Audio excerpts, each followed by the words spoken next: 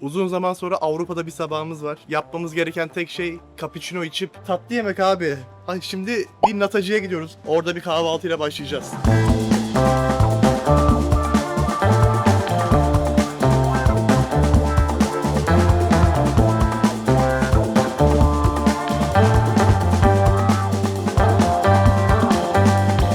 Gördüğünüz gibi Avrupa'nın bir ucu Portekiz'e geldik. Bugün de size dilim döndüğünce Portekiz ve Lizbon'u anlatacağım. Değişik sokak lezzetlerini deneyeceğiz. Bu meşhur tatlıları natayı. Daha sonra kendine özgü bir tavuk ve olmazsa olmaz deniz ürünlerini deneyeceğiz. Öğrendiğim kadar da size Portekiz tarihini anlatacağım. Müslümanların buraya nasıl etkileri olmuş, coğrafi keşiflerin bu ülkeye etkisi ve Portekiz'in kaderini değiştiren büyük depremin ülkeyi nasıl etkilediğini anlatacağım. Aralarda tabii Emrullah'la bol bol sohbet ve tartışmalar. Eğer Portekiz'e gitmeyi planlıyorsanız bu video tam sizin için.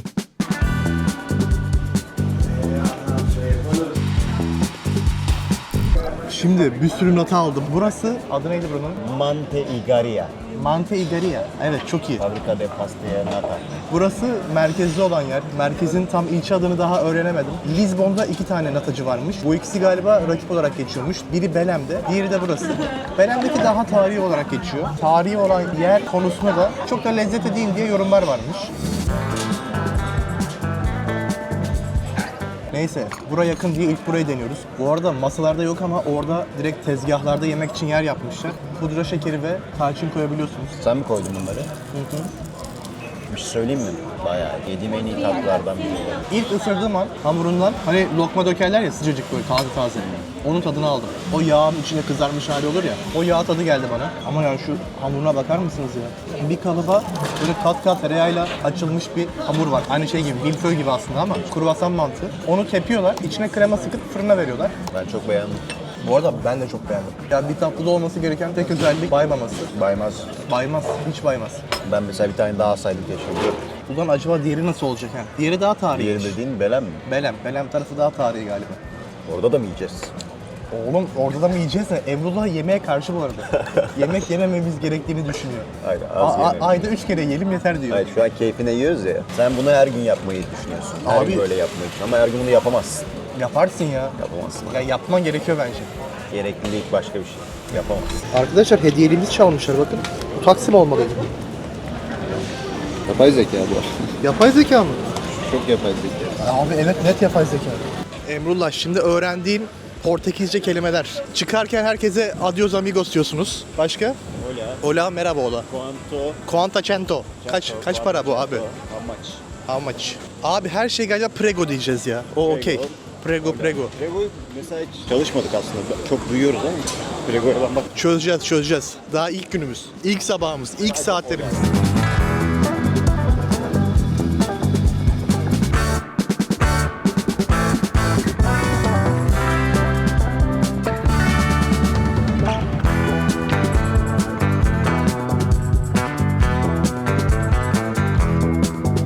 Tatam. Bakın bu gördüğünüz bütün meydanın adı Parque do Comércio. Ne demek tabii bu? Ticaret meydanı. Burada bir nehir var. Bu Lizbon'un ana nehri gibi düşünebilirsiniz. Tagus Nehri Portekiz'in içine doğru gidiyor. Yani bir ticaret yolu aslında okyanusa açılan. Abi zamanla burada bir saray var. Komple burası saray. Koskocaman. Sonra ne oluyor? 1755 yılı. Bu Portekiz için önemli yıllardan biri. İnanılmaz bir deprem. Büyük bir tsunami. Yangınlar. Bütün şehir yerle bir oluyor. Evet. Haritadan baktığınız zaman çok inanılmaz bir şehir düzeni var. Depremden sonra iyi bir bahane oluyor belki de. Bütün şehri baştan inşa ediyorlar. Yani Bu da çok... bir mesaj. Bu da bir mesaj. Ya yapma Emrullah. Ya Kanal ya İstanbul Emrullah. Ne diyorsun Emrullah? Neyse ondan sonra da burayı yapmışlar. Şimdi burada gördüğünüz adamlar kim? Şurada bir tag var ya, zafer tagı gibi. Orada Portekiz'in önemli adamları var. En önemlisi kim? Vasco de Gama. Vasco de Gama kimdi hatırlıyor musun? Tamam.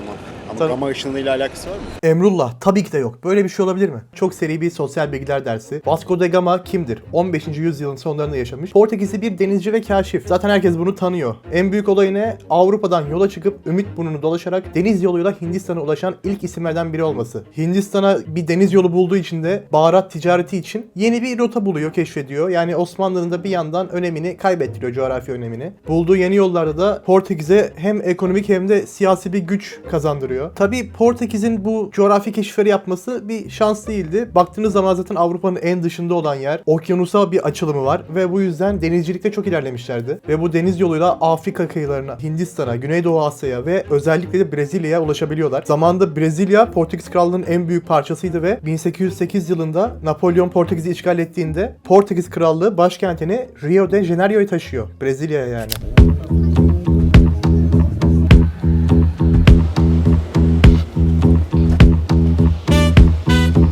Yazanı görüyor musun? Tsunami Hard Zone diyor. Bak her yerde tsunami riski var. Alfama mahallesinin oralardayız değil mi? Gel soldan gidelim. Bu mahalle depremden sonra restore edilmiş, kurtarılmış yani. Yeterince eski bir yer. Full şey ya. Karaköy Tarlabaşı ha. Alfama çevresi abi. Benziyor mu? Bana andırıyor. Aynen, bina yapıları farklı da sokaklar benziyor. O da şeyden dolayı ya, yine yokuştan dolayı. Herhalde yokuşta böyle yapılıyor. Şimdi hangi katedrale gidiyoruz? Feda. Seda. Peki olayı ne o Sede. katedralin? Sede. Olayı şöyleymiş. Bu S katedralinin bulunduğu yer aslında Lizbon'daki en eski yerlerden birisi. Romalılar zamanında burası şehrin en aktif yerlerinden biriymiş. Muhtemelen de aynı alanda bir pagan tapınağı olabilirmiş. Daha sonra Vizigotlar gelip burayı bir kilise haline çeviriyorlar. Vizigotlardan sonra Müslümanlar kiliseyi yıkıp burayı cami yapıyorlar. 1147'de Portekizliler Lizbon'u alınca bu kez şu an gördüğünüz S katedrali inşa ediliyor. Şehrin de en eski ve ana kilisesi aslında burası. Bu alanın da hep dini bir mekan olarak kullanılmasına da kutsal mekan sürekliliği deniyor aslında. Bunun en büyük örneği Şam'daki Emevi Cami. Çünkü Şam'daki Emevi Cami'den önce Hristiyan döneminde Aziz Yahya Kilisesi vardı ve hala da kabri orada bulunuyor. Roma döneminde Jüpiter Tapınağı'ymış. Öncesinde de Arami zamanı bir kutsal alan olarak kullanılmış. Bunu nereden biliyorum? Çünkü Şam'a gittim. 2 video sonra Şam videosu izleyeceksiniz. Eğer merak ediyorsanız da kanala abone olmayı ve bildirimleri açmayı unutmayın. Bak adamlar Emrullah burada öğrenmiş Çin'iyi. Daha sonra da kendilerine uyarlamışlar. Ya seramik sanatı sonuçta. Seramik sanatıyla farklı bir şey mesela bunların adı. Çek bakayım abi. Çinli. Çek.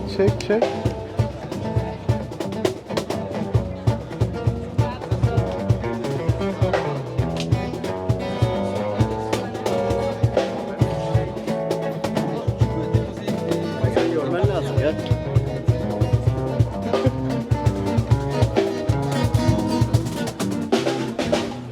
Zorla aldın beni yerimden ha. Abi. Ya yemin ederim şu an neredeyim biliyor musun? Tam konumum nere biliyor musun? Şurası Galata Port, burası tam olarak Cihangir'deki Sanatçılar Parkı. Biliyorsun, bilmiyorsun. İstanbul'dan çıkamıyoruz yani. Çıkamıyoruz abi. Benziyor tamam. Ya şöyle Ama bakınca artık bir... Galata Port tutacağız. Şu gemiler zaten direkt oy veriyor zaten. O var. İşte bu gördüğünüz eski mahalle. Çok fazla zarar görmemiş, restore edebilmişler.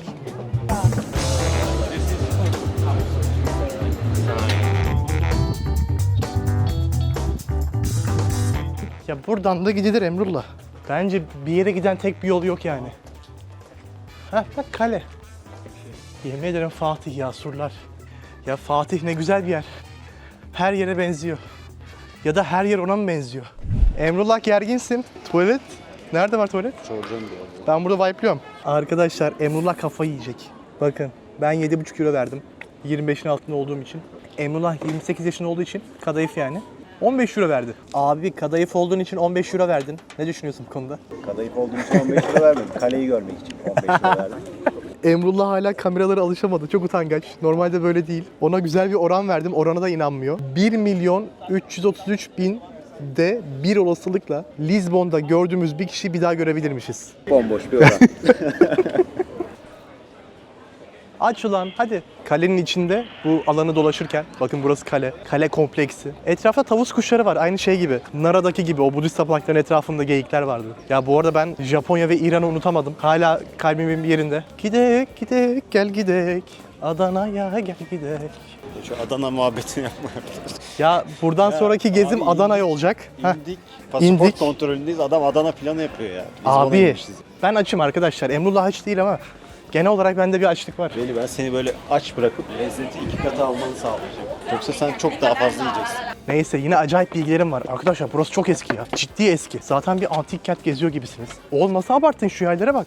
Yani Bak milattan önce yıl 1. Aynen 1. Yani -1. Ne bileyim. O zaman yapılmaya başlanmış burası. Temeli atılmış. Ne temel burada? Hangisi temel? Göreceğiz daha kaleye gidiyoruz. Temelini soracağım abi. Neresi bunun temeli diye. Peki milattan önce olan yer burası da. Neyse milattan önce 1. yılda temelini atmışlar. Milattan önce 1. yıl MÖ1 yazıyor abi. Bu zaman temeli atılmış buranın. milattan sonraya çok az kaldı. Aynen. Romalılar tarafından. Sonrası milattan sonra. Romalılardan sonra bir Germen kavmi geliyor buraya. Onlar kaleyi devam ettiriyor. Daha sonra Müslümanlar çok üst bir seviyeye çıkarıyor burayı. En sonunda Portekizler burayı karargah olarak kullanıyor. Merkezleri yapıyor şehrin. Güzel özetledin mi? Fena değil. Bence gayet her şey belli. Bakın tavus kuşları. Yavrusu da var görüyor musun? Ama hiç açmıyorlar şeylerini, kanatlarını. O biraz galiba. Etkilemek için yaptığı bir şey. Partnerini etkilemek için yapıyor. Ama bunlar biraz Dandik mi? O bizim o yukarıdakiler iyiydi. Kuşa da dandik demezsin ya. Küçük yani. Oğlum ayıp lan. Ayıp lan.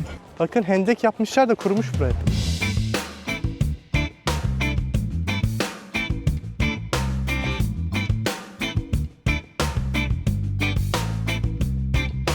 Oğlum tam Akdeniz gibi hissediyorum ya. Sanki neydi orası? Hatırlayayım. Olimpos. Olimpos'ta geziyor gibi hissediyorum. Bak zeytin ağaçları falan var. Oo. Asıl olay bu ya.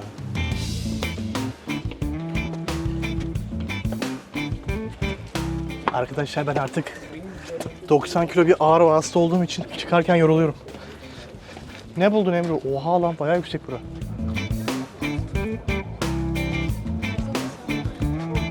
Emrullah, hatırlıyor musun? Roma'da hep şuna benzeyen ağaçlar vardı. Türü ne acaba bunun? Ya evet bir çam türü de gövdesinde hiç yaprak yok, en tepede oluyor hep. Acaba Romalılar bunu ekmeği mi seviyordu? Buraya ekmişler yine. Gördüğünüz ağaç Pinus pinea. Türkçe'de fıstık çamı olarak geçiyor. Daha çok Roma'da görsek de çoğunluk olarak bu ağaçlar İberya'da bulunuyor. Araştırana kadar bilmiyordum. Türkiye'de de Aydın ve Muğla civarında bulunuyormuş. Ya bu ağaçlar çok güzel değil mi? Keşke Türkiye'de olsa. Emrullah inandın mı?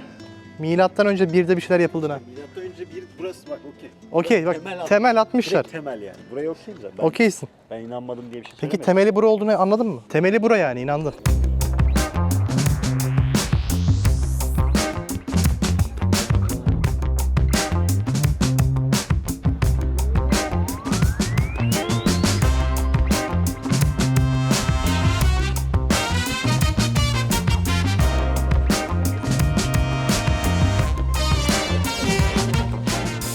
Bakın gördüğünüz yer Aziz Dominik Kilisesi. Bu kilise yine depremde hasar alıyor. Daha sonra restore ediliyor ama bu gördüğünüz duvarlar yine hasarlı bırakılıyor. Kararmasının sebebi de daha sonra yaşanmış olan yangınlarda. Yangınların ve depremin anısını göstermek için de böyle bırakmışlar. Bazı yerler restore edilmiş, bazıları edilmemiş.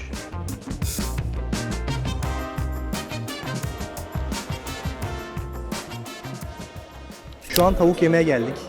Böyle Portekiz tavuğu olur ya, hatta Beşiktaş'ta bir restoranı var bunun. Onu yiyeceğiz. Burası galiba iyi bir yermiş. Bu Sagres. Güney Portekiz'de Sagres içiliyormuş. Kuzeyde de Superboc. Yorum yap biraz abi bir hakkında. Ya yapmıştık da kaydetmeyi unutmuşum. Hafifli biraz. Çok hafif böyle dediğin gibi yağlı bir tat bırakıyor. Ağır bir tat da değil. Hafif lager. Emrullah'ın sesi var, görüntüsü yok ama artık tak. Veli'ye bunu doldurtmadım. Çünkü kendisi kaydetmediği, kayıt almadığı zaman bir tane doldurdu. Sana dedi ki abi ben seninkini dolduracağım kayıt esnasında. Ben dedim hayır dedim. Çünkü ben bardakta içmeyeceğim dedim. Çünkü bardak çok iç açıcı gelmedi bana bardak. Afiyet olsun abi. Bunlar bizimkiler.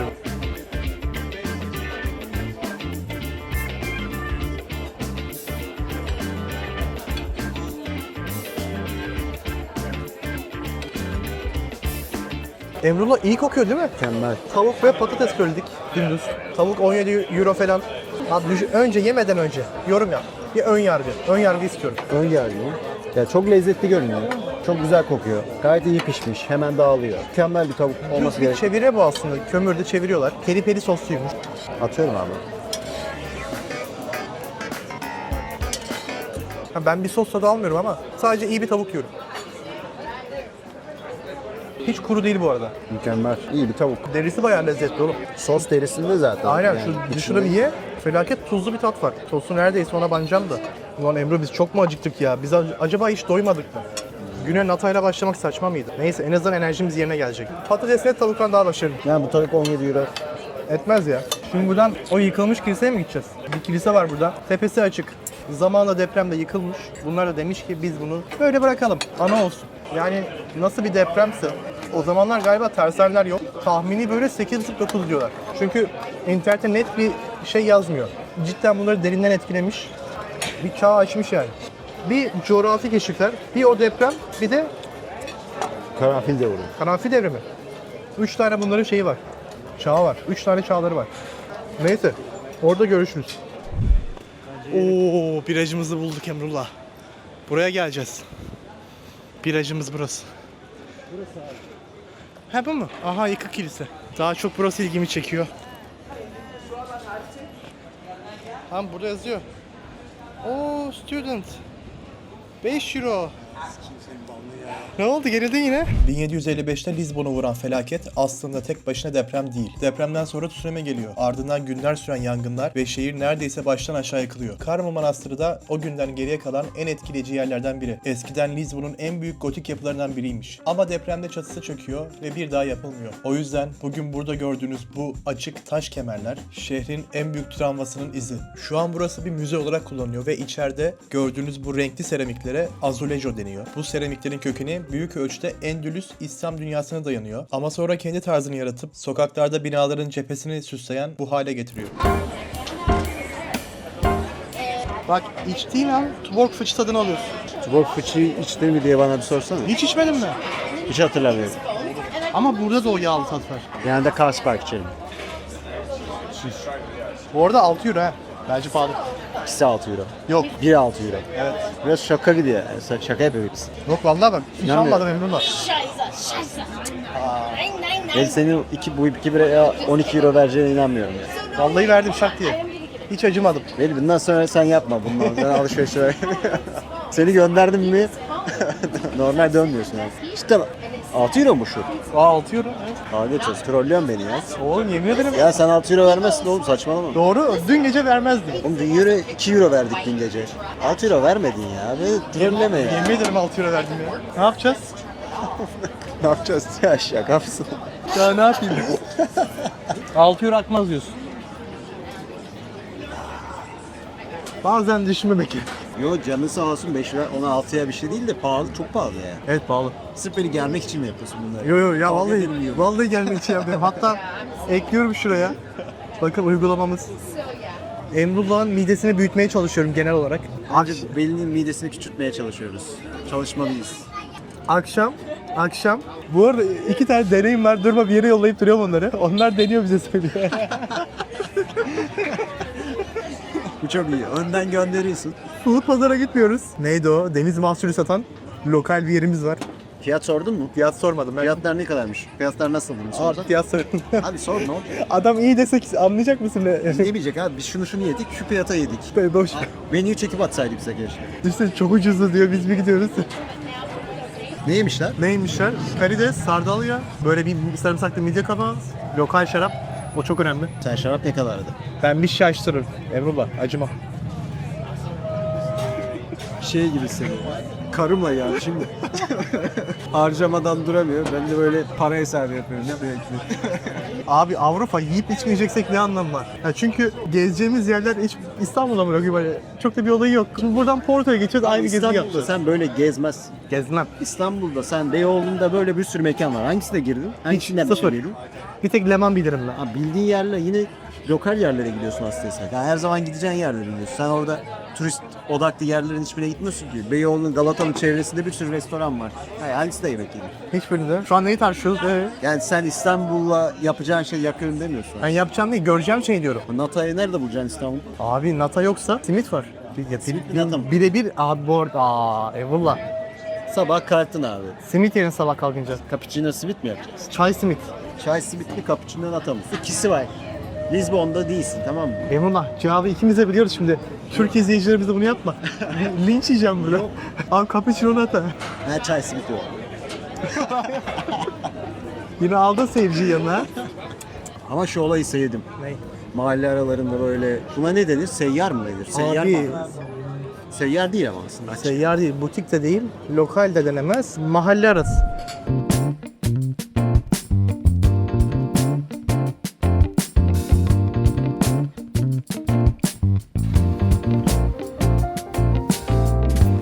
diye video kaydını açtım. Az daha git, az daha.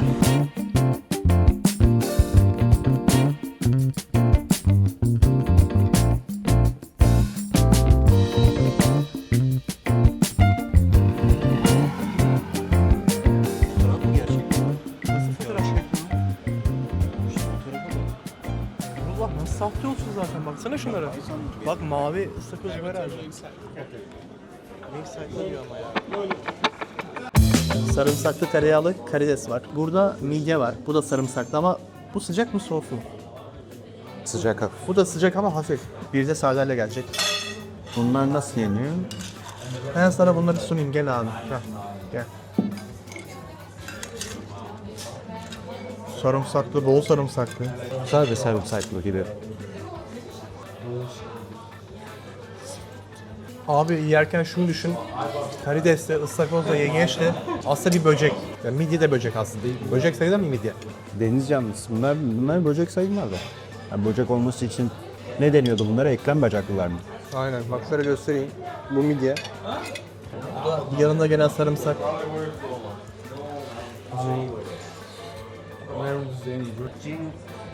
İlk defa mı yiyorsun ha? İlk defa yemiyorum ama bir şeyin iyi olacağını anlayacak kadar da yemek yedim bence. Gayet iyi. Bunları başlangıç olarak getirdi kendisi. Orada dedi ki işte bunları getireceğim önce, sonra bunları, sonra bunları. 3 tane şey söyledik de. Zaten 3 tane şey söyledik de. Sardalya sonra gelecek. Sarımsaklar böyle pişe pişe konfi kıvamına gelmiş. Mesela anlattım ya sana bu herif. Şöyle beslen, böyle beslen diye. Böyle beslenme. Bu hiç yararlı bir beslenme değil. Full yağ, yalandan protein, bol bol sos. Böyle beslenilmez. Böyle keyifli. Vitamin? Vitamin yok mu? Ne yok o? Vitamin. Ya vitamin ne yapacaksın abi?